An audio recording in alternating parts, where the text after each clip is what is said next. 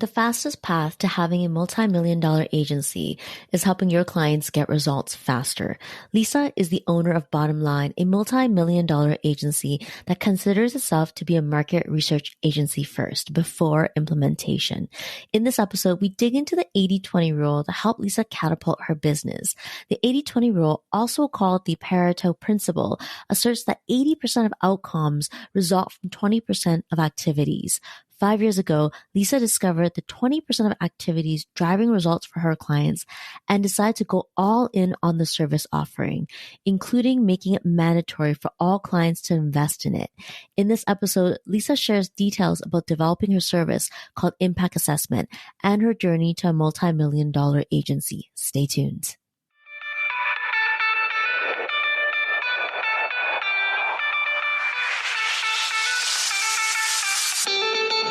Welcome to the Small But Mighty Agency podcast. If you're a creative consultant or agency owner who wants to know what the roller coaster ride really looks like to grow your business from one to many, you're in the right place. My guest and I pull back the curtains on the realities of growing and running agencies of different sizes and what it takes to build a team. And if you're anything like me, you want more than the highlight reel.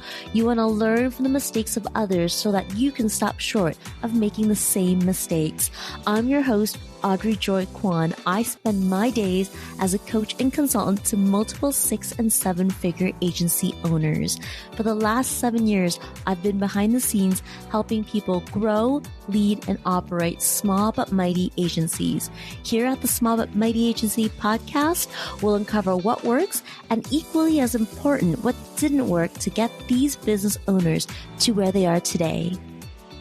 Hi, Lisa. Welcome to the Small But Mighty Agency podcast. I'm excited to have you on the podcast today because we are going to dig into your 10 years of experience owning an agency. So before we begin, tell us a little bit about you, your agency, and who's on your team. Oh, thanks for having me, Audrey. I'm really looking forward to this. And yeah, I'm happy to tell you a little bit more about Bottom Line. So we get put in the marketing agency category all of the time, but really we are more of a market research firm first. And we believe that, that market research data should really drive the strategy. And that's what has really been behind why we've been able to get the results that we have for a lot of our clients. And so on the market research side of the business, we handle anything from consumer behavior insight work and your typical quant and qual research activities, and then use that data really to help inform business decision making for our clients and develop either go-to-market strategy in new geography or taking some market share back to closer to home in the markets that they're currently working in. And then once those plans are in place, the baton gets handed over to the implementation division. And those folks handle anything from,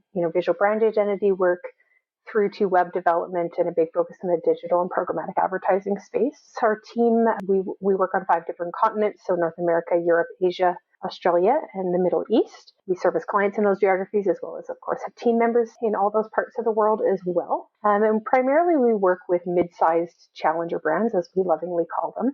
Most of them have a head office in North America, but either have a global operation or want to have a global operation. And so hence a lot of the geographical expansion work that we do at Bottom Line.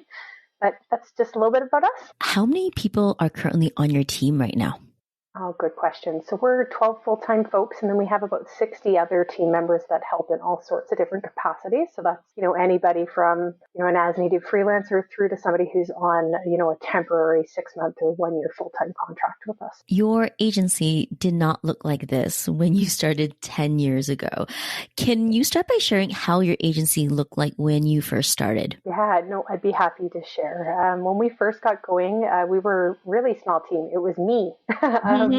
And, at the beginning, we did mostly just marketing consulting type work. And then about a month in, my 2 direct reports from the previous agency that I worked for came to me and said, hey, you wouldn't happen to need employees, would you? And I laughed and said, well, if timing might line up. And so I hired those 2 on the spot, both a front end and a back end developer. And for a lot of years, it was just the 3 of us. So I handled kind of the consulting and the project management, and they handled a lot of the web development that happened behind the scenes. And so that carried us through till probably year Almost year 4 or 5 before we really started to scale up and add a lot more team members. And it was at that point too that we really started to lean into this research piece.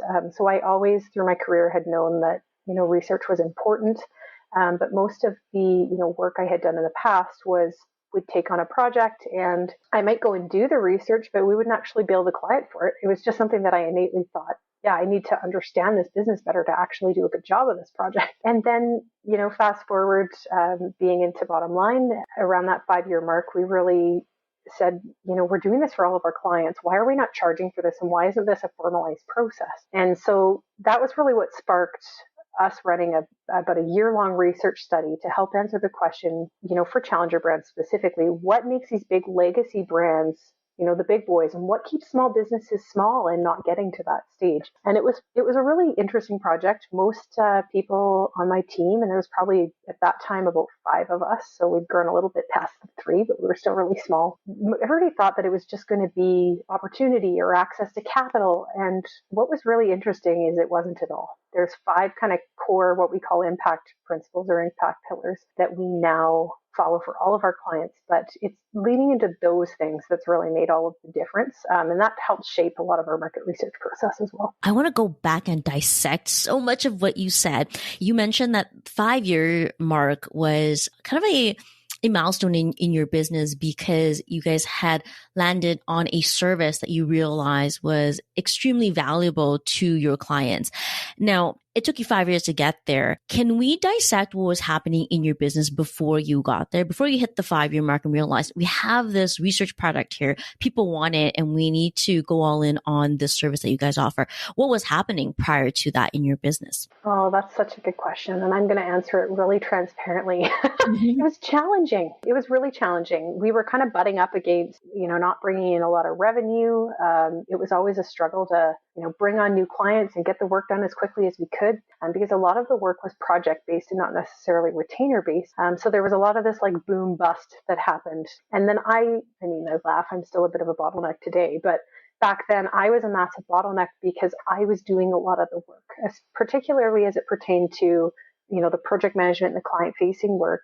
And then there still was behind the scenes work that needed to happen. And we just didn't really have, enough bodies, but we also didn't have enough work coming in to warrant, hiring more team members. And so it was a struggle. And it was a big epiphany when we kind of hit that point of like, man, we're doing this on every project, but we're not actually charging for it. And that was a really pivotal point for us to be able to go, man, this would be another revenue stream that we hadn't even been thinking about. And it makes the work better in general. So it's a value add all the way around. And what that did, obviously, is it did bring in more revenue and gave us that ability to grow kind of past that point. To turn your marketing research offer into a standalone service, what had to evolve or change about the offer? Oh, good question. So yes, it has absolutely evolved over the years since we first started. So at the very beginning, it was really just based on quantitative analysis, desk research, anything you could find online, going through, their website and their analytics and looking through, all of their insights in their social accounts, looking at studies that have already been published, which is great and fine and wonderful. But where the rubber really started to meet the road and, big changes that we made to the process as we went along was adding in a lot of qualitative research. So things like interviews and focus groups. And it's that type of research, in our belief, that really validates what you find on the quantitative analysis side. And a lot of firms do that the opposite, actually. So they start with qual and get to a hypothesis, and then they use quant to validate that hypothesis. And my challenge with that is it really doesn't best serve the client. It wastes a whole lot of time and often a lot of money running studies just to get to a hypothesis. And I'd offer up that it's not as accurate using quant to validate things. So we do it the flip. We start with quant, get to that hypothesis, and then we validate with qualitative. And the results have spoken for themselves. But the process itself has absolutely morphed and changed over the years. Partly that's been, we've found better ways to do things. And at the same time, it's also just evolved with what our clients' needs had been as well. What are the activities in the quantitative stage and the qualitative stage of the marketing research offer? such a good one. And the answer is it really depends. It depends on the type of work we've been hired to do. So in some instances, if we are, let's say, running a market validation study, so it's a big brand that wants to launch a new product in a new market, and they want to know, will people even buy this product? That's going to lean heavily into probably focus groups and interviews, which would be all the qualitative side, and quant would just be, simple that we always do. Lay of the land research, find out what are people saying online in Reddit forums and Quora, and what are other studies that have been published, and kind of get to a bit of this is what we think it is before we ever run those focus groups and interviews. But if we're running, say, a study that's to inform a plan of go-to-market strategy in new geography, for an example, let's say that the client currently sells a service in Western Canada and they want to branch into the US with that service. It'll follow the same approach of quant than qual. It's just the levers that we pull could be slightly different. And I mean, I could tie up our entire amount of time today diving deep on all the different types of research and what works for what. But the message, I guess, that I really want to deliver is that when it comes to research, it's not a one-size-fits-all answer. You can't just, blanket statement that focus groups work every time or interviews work every time or quant works every time, and that's where you should focus. And that's my kind of big beef, I'll say, with a lot of research firms, is that they've kind of built this blueprint that they just one size fits all for every project. And that doesn't work that way for clients. Everybody has a different need. Every service offering or product has, a slightly different, position. And you can't just pull the same lever every time over and over. What stands out to me is that your marketing research offer isn't one size fits all, meaning that it doesn't just scratch the surface. Instead, it aims to diagnose and then recommend the proper research before implementing. You still consider yourself a marketing agency with a market research first perspective. How does the implementation of marketing activities fit into your business? But what's really interesting is I would say it's still about 50-50. 50% of people know us for our impact assessment work and just come directly for that. The other 50% have often heard of the result that we've gotten with implementation and are coming to us to say, hey, you did X, Y, and Z for this client. Could you do that for us? But they think in their head that it was only the implementation work that we did. So then it's a bit of an education process for that end client to say, yeah, I mean, we did build them a new website, new collateral, and ran X, Y, Z campaigns. Sure, and it had a great result. But what really got them there was doing this impact assessment process first, which is, by definition, where everybody should start. And so it's interesting. That's been an evolution itself over the years where, people used to just come for implementation, and it took a long time to really educate people on why that wasn't the right place to start. Mm-hmm. And I mean, still to this day, it's only about 50-50 when people approach us. Did you know that I have a free team growth roadmap? Imagine if you didn't spend all day, every day in the weeds of running your business. That can mean more flexibility, more freedom, less overwhelm. I created the team growth roadmap to help my clients gain direction on the strategic systems and leadership actions for a streamlined business and a self-managing team to grow your business. Inside the roadmap, I share my compass method, an acronym for each step of the roadmap to get you out of the weeds of running your business and help you have a small but mighty team that gives you more freedom and flexibility. You can get all the details over at audreyjoykwan.com. That's audreyjoykwan.com, or click the link in the show notes right there in your podcast app. Back to the show. The naming of your marketing research offer is clever. I love that it's called an impact assessment. How do you sell the impact assessment to prospects? Do you require all prospects to invest in the assessment before engaging in other implementation services? This is, again, my big beef with our industry, is that you really cannot define what the implementation plan should be, nor should you be quoting on that until you have done your research and built your strategic plan. And that's why I see so many people approaching things totally backwards in our industry. It's like, how do you know that you even need new sales collateral or need a new website or need your social managed or fill in the blank, if you haven't taken the time to do the homework and build a plan that informs that strategy first. So yes, impact assessments are sold as a standalone product, if you will. It's a project or an engagement. And then from there, we will give a client a proposal to do their implementation. And it's largely based on, again, what we find in the impact assessment.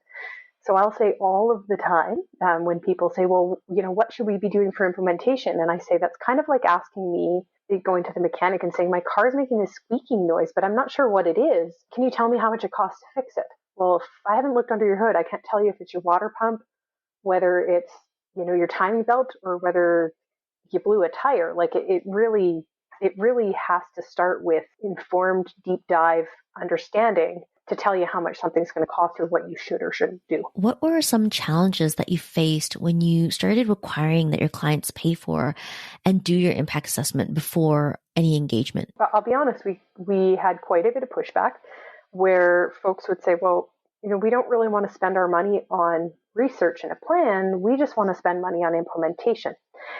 I hear it still to this day, but we have, of course, now have a longer proven track record, so it's a little bit easier to show. Here's a case study of someone that was in your exact situation and what that impact assessment actually did for them. But back then, when we didn't have a lot of that data, it was hard to really convince people that this is the right move. And we lost a lot of deals because of it, but I'm so grateful that we stood our ground on that and kind of drew that line in the sand, because we wouldn't have the case studies of the results that we have gotten if we hadn't done that. I like how transparent you are about the pivot and how you had to lose the wrong clients to get the right clients. We all know that when we're going through those types of pivots, there's oftentimes a whole bunch of internal struggle that happens. And when we get to the other side, which you are at now, I mean, it looks like the obvious choice, right? Like that in hindsight was the obvious choice. Can you share more about what that looked like for you as a business owner when you were going through it? What are some of the internal struggles that you had to deal with? And also, how did that impact your business? Well, that's a good one. It was scary. It was hard. I had many sleepless nights going, oh my God, these clients are saying no, and how are we ever going to bring in new revenue? And I mean, all the typical struggles that you have as a business owner. And I'm going to be really, really candid and honest. I had to learn my lesson the hard way a couple of times, where we had said yes to work that we should have done an impact assessment for. And then, it wasn't that it was like a crash and burn by any stretch, but the results just weren't to the same level. Most of our, on average, and this is a statistical fact, on average, most of our clients get over 100% rate of return after their first year of working together with us. A lot of those accounts might have gotten 5 or 10%. So it's like a night and day, black and white difference that I can look back and provide data for that now. But being in that moment, it was scary, and it quite frankly, it sucked, but I'm glad that we did it. I really am. But I did have to learn that lesson the hard way a couple of times of these clients really wanted X and we could really only deliver Y. Because there's a saying that 20% of the actions we take in our business are what actually creates 80% of the outcomes. If I were to summarize what catapulted your agency's success, it would be your ability to pull apart all the busy work you were doing to focus on the 20% of the work that had the most impact. For your agency, 5 years ago, that was going all in on developing your market research strategy, or as you call it, your impact assessment. It's a big CEO move that requires you to stick to your guns and just go for it. By nature, when you start to get focused, the types of clients you serve also start to change and your niche changes. Walk us through that evolution. I would say that at the beginning, it kind of to give milestones of what the niche was. We started with small business, and that's kind of where everybody starts. Then from there, we started to do quite a bit of work in the education space, and then also totally unrelated, a lot of work in the home builder and land development space as well. That kind of stayed our niche for a long period of time. We picked up a lot of clients in that space, and we've really got to know that industry really well. And it was kind of around I'll call it the impact assessment time, when we really had to make a decision, and we had to actually let go about 40% of our client load in order to move forward with the direction we were going of, no, you really have to go through an impact assessment before we're willing to do implementation. And that was a very tough pill to swallow as a business owner. Very, very challenging to make that shift. And then, fast forward now to today's date, and we've really been intentional about being industry agnostic. I do not believe in one market vertical marketing. I could beat that dead horse all day long, but I really don't feel that that is the right move for agencies. You can't be objective, and you are constantly living in a world of conflicts of interest, which I had in my past life, and I never ever want to go back to. The agency I worked for before focused on one market vertical. It was very challenging for me from an ethical standpoint. So that's kind of, the milestones that you would hit if you were to look back across the different niches within bottom line. But, that having to let go of those clients and, move forward, I certainly haven't looked back, but it took a lot for me to kind of get over that hump of, letting all these clients go just so we can open up space for new ones that are a better fit. If you were to summarize the last 5 years in your business, what would you say are the key learnings that you could share with another business owner about growing a agency? Oh, good one. So many things. I think don't take yourself too seriously would definitely be one of them. Make sure you're still having fun while you're doing it, and invest in yourself. One thing that I have never regretted across my career I have invested heavily into coaching and professional development. We have a big focus on that just internally. Every single employee at Bottom Line has a professional development budget associated with them because we believe in everybody needs to be upskilling. It's not just for the leadership team, it's everybody on your team. And, that investment into myself really, not that I'm the end all be all. I still got a lot to learn here in life, but I felt that has helped me so much. The other one that was really big is find some mentors and other people that are in your industry that you can lean on. It's lonely at the top. It really is. And you can't always talk to your staff about things. You need to have another support system that's outside of your core team, because often they'll see things more objectively than both you and your team will as well when you run into a roadblock or a challenge. For me today, one of those organizations is WPO, or Women Presidents Organization. It's been a phenomenal support to me. And the amount that I learned from those ladies is just immeasurable. Those are kind of some big key ones. Invest in yourself. Make sure that you've built yourself a good support system, whether that be mentors or, other colleagues. Have some fun while you're doing it too. What would you say to another agency owner right now who has a business that's doing well? They have revenue coming in, but they're offering a ton of services in their business and haven't found their 80-20 mix and is trying to do all the things. Oh, find some outside help. Where I really got stuck is trying to do everything myself and not being able to see things really objectively. Like the impact assessment, I can't take all the credit for. I had outside consultants that, gave their input. I worked with a coach who also gave their input. And, that objective perspective, if you will, pun intended, is really to help you get clear on what your 80-20 is and make sure that you are headed in the right direction, because it's so easy to kind of have one person in your organization rowing forwards and someone else rowing backwards, and then the canoe just spins in the water, instead of getting really clear on where is it that we're actually trying to go and gap analyze that so you can get there faster, instead of, trying to just do it on your own and kind of flounder and spin your wheels. That's both exhausting for you and probably frustrating for your team as well. So that would be probably the biggest advice I have, is get some outside help. What you describe reminds me of the saying, and it goes something like this: when you're inside the bottle, it's hard to see the label. And I think that's true for many business owners. Having a perspective of a consultant or a coach can stop the spinning of the wheels and, more importantly, provide clarity that you can't see for yourself. So now that we've talked about how you got here, what does the future look like for Bottom Line? Oh, that's a good one. I mean, nobody really knows. I'm kidding.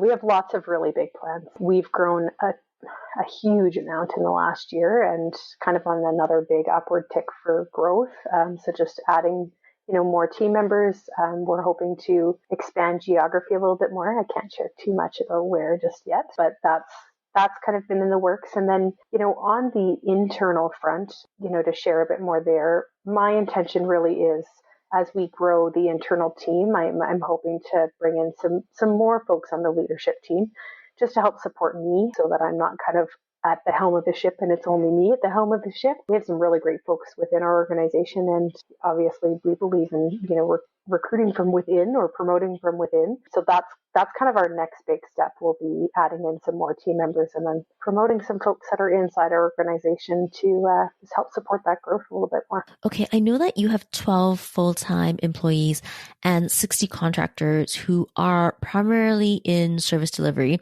Knowing that your impact assessment is intellectual property, how is it being run by your team? So it's a mix of both.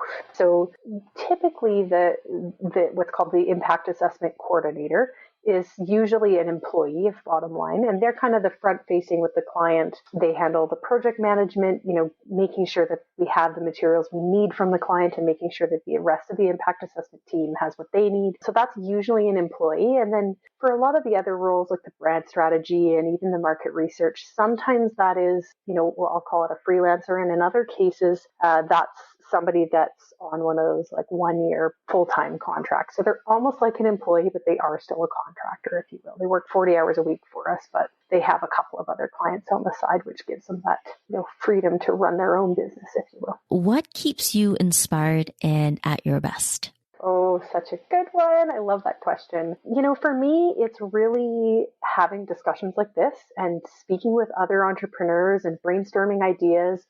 My WPO meeting every month, that is like the one thing I look forward to because I feel like I'm surrounded by people that, lift you up, have good ideas, are excited about what you're doing and vice versa. So that's what I get energy from is really being around other inspiring entrepreneurs. Lisa, I couldn't agree more. Having people who understand the journey and the realities of the stage of business you're at makes it less lonely and more motivating.